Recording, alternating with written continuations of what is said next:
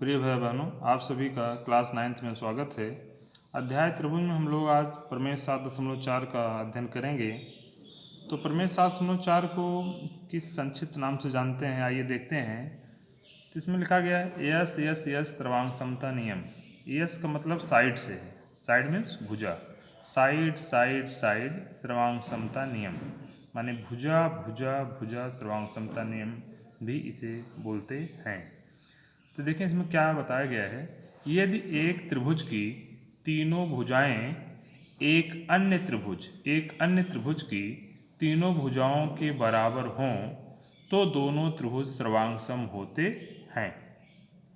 ये कह रहा है कि अगर कोई एक त्रिभुज है ABC जैसे है और DEF है, तो इसमें कह रहा है कि इस त्रिभुज की तीनों भुजाएं इसकी तीनों भुजाओं के बराबर हों तो दोनों त्रिभुज सर्वांग सम होते हैं। तो सबसे पहला काम है आपको दो त्रिभुज बना लेना ABC और इसी की भुजाओं की माप का ऐसे DEF ऐसे बना लेंगे। और संकेत यहाँ पर ज्ञात बना लेंगे ऐसे, जैसे कि AB ऐसे त्रिभुज ABC बनाया और DEF बना लिया। AB पर एक संकेत लगा दिया, इस पर भी एक संकेत लगा दिया, इसका मतलब A बराबर इसके मान लिया गया और BC बराबर EF के मान लिया गया। और AC पर देखो यहाँ पर 3 हमने चिन्ह बनाया और इस पर भी देखो 3 बना दिया, इसका मतलब यह भुजा इसके बराबर हो गई। तो ज्ञात हम वही लिखेंगे कि त्रिभुज ABC और त्रिभुज DEF में, माने ABC और DEF में AB बराबर D, BC बराबर EF, माने AB बराबर D, BC बराबर EF और AC बराबर DF, AC बराबर ये वाली तीसरी भुजा AC बराबर DF हो गई।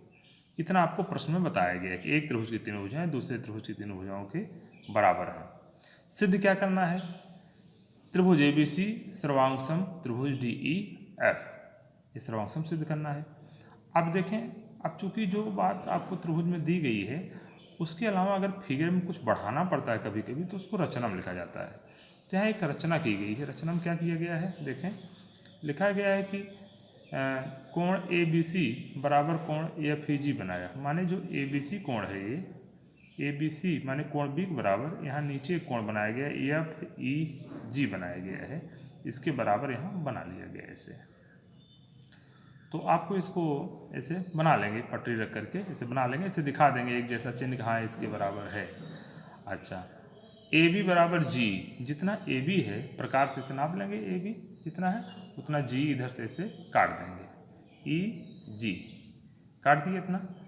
अच्छा, और G से F को मिला देंगे। फिर लिखा गया है GF को मिलाया तथा GD को भी मिला लिया, माने G से D को मिला लिया ऐसे, G से D को भी डॉट डॉट डॉट।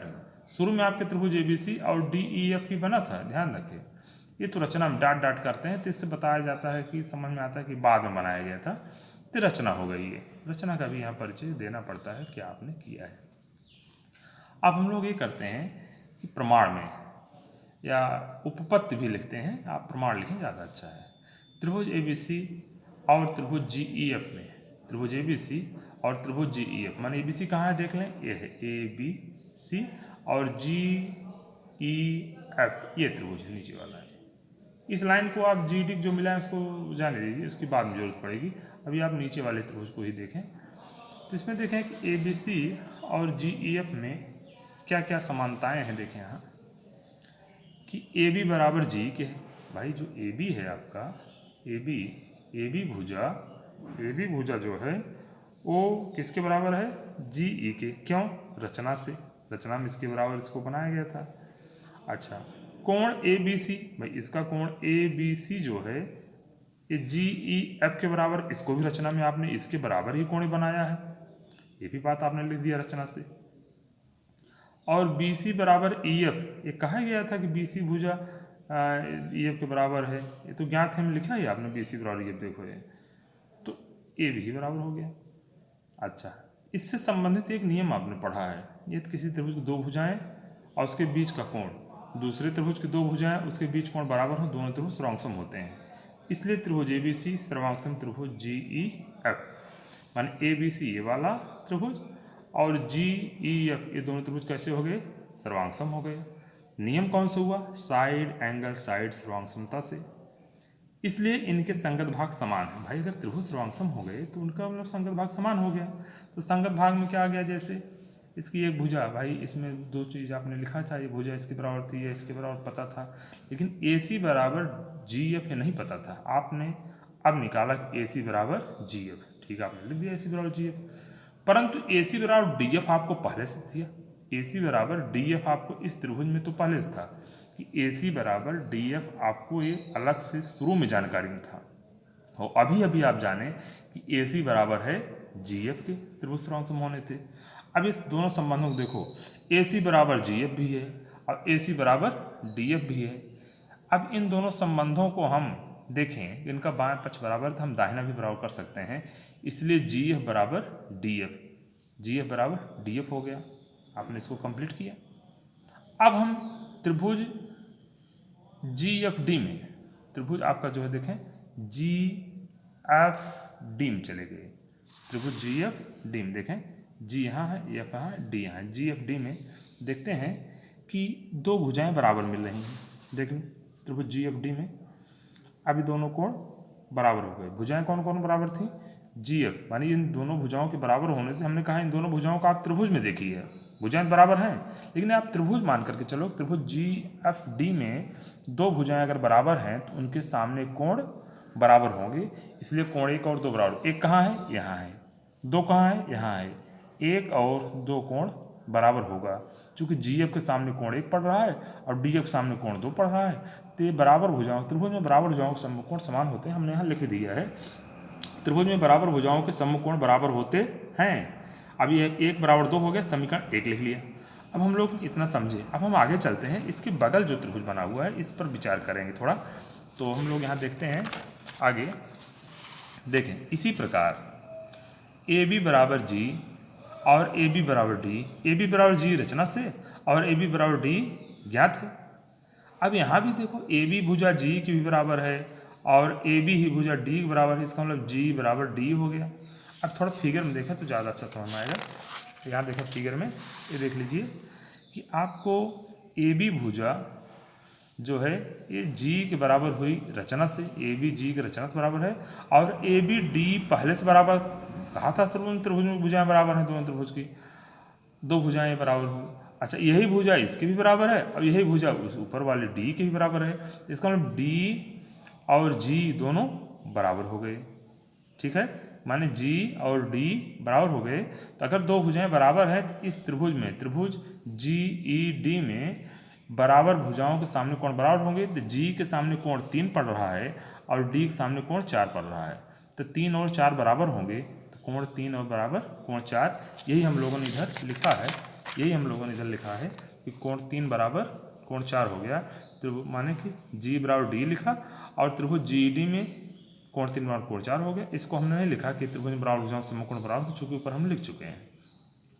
अब हम समीकरण 1 और 2 जोड़ दे रहे हैं। 1 जोड़ेंगे तो समीकरण 1 हमारा क्या था? तो कोण 1 बराबर कोण 2 था, और दूसरा क्या है? 3 बराबर 4 है। अब हम करेंगे कि 1 2 जोड़ेंगे तो हो जाएगा कोण 1 धन कोण 3 बराबर कोण 2 धन कोण 4। देख लें समीकरण 1 आपका यही पीछे पड़ा हुआ है, ये देखें समीकरण 1 आपका कोण 1 बराबर कोण 2 था और उधर दूसरा समीकरण आपका कोण 3 बराबर कोण 4 था, दोनों जुड़ा बाएं पक्ष में। कोण 1 और 3 जुड़ने से बन जाएगा कोण D, और कोण 2 धन 4 जुड़ने से क्या हो जाएगा? कोण G। तो कोण D बराबर कोण G हो गया, परंतु कोण A बराबर कोण G के है। क्यों? कैसे भाई? कोण D बराबर कोण G कैसे हुआ? फिगर अगर आप देखें, यहाँ फिगर देखें तो फिगर में सीधा ही कहा गया है, फिगर देख लीजिए कि कोण आपका 1 और 3 मिलने से क्या बना है? D बन गया पूरा। कोण 1 और 3 जुड़ेगा तो D बनेगा, और कोण 2 और 4 मिलेगा तो G बनेगा। तो ठीक है, तो इस तरह से ये दोनों कोण बराबर हो गए थे, D बराबर G हो गया। अब हम आगे देखें, अब हमारे पास परंतु ये वाला G बराबर था, चूंकि शुरू वाले दोनों त्रिभुज सर्वांग सम थे। शुरू में जो सर्वांग सम हमने अभी किया था, त्रिभुज ABC और त्रिभुज GEF सर्वांग सम किया था, तो ए वाला कोण सीधा G के बराबर है। ये आपने सर्वांग सम किया है तो आप दिखा भी रहे हैं, तो देख लीजिए कि D वाला भी G के बराबर है, ए वाला भी G के बराबर, इसलिए कोण A बराबर कोण डी, इस समीकरण 3 आपने नई चीज़ प्राप्त किया कि कोण ए बराबर डी आपको पता नहीं था पहले से, अब आपने मालूम किया। अब हम शुरुआत वाले मूल त्रिभुज में चलते हैं कि त्रिभुज ए बी सी और त्रिभुज डी ई एफ में ए बी बराबर डी ज्ञात है, कोण ए बराबर कोण डी समीकरण 3 से अभी आपने सिद्ध किया। अब बी सी बराबर ई एफ ज्ञात है, इसलिए त्रिभुज ए बी सी त्रिभुज D E F side angle side सर्वांगसमता से दोनों त्रिभुज सर्वांगसम हो गए। इति सिद्धम, कैसे? भुजा बराबर है, फिर कोण बराबर है बीच का, फिर भुजा बराबर हो गई, दोनों त्रिभुज सर्वांगसम हो गए। इति सिद्धम, इस तरह से आपने इस प्रश्न को कंप्लीट किया। इस तरह से आपसे एक अच्छा हल करके नोट्स बना करके अच्छा तैयारी करें, और आपके लिए जो है कि आने वाले क्वेश्चनों को हम एक अच्छा वीडियो आप लोगों को देते रहेंगे, और इस तरह से आपकी समस्या का समाधान होता रहेगा। तो इस तरह आपका देख लें, त्रिभुज ए बी सी था और त्रिभुज डी ई एफ। अब इसमें ये भुजा बराबर हो गई डी के, और ए वाला डी बराबर हो गया ए सी बराबर डी एफ के, लास्ट में दोनों त्रिभुज आपने सर्वांगसम कर दिया। और इस साधारण प्रतिज्ञा का आप बराबर अभ्यास करें, जिससे ये नियम के तौर पर आगे आने वाले प्रमेय में आपकी मदद करे। तब तक के लिए धन्यवाद, आप लोगों को ढेर सारी शुभकामनाएं।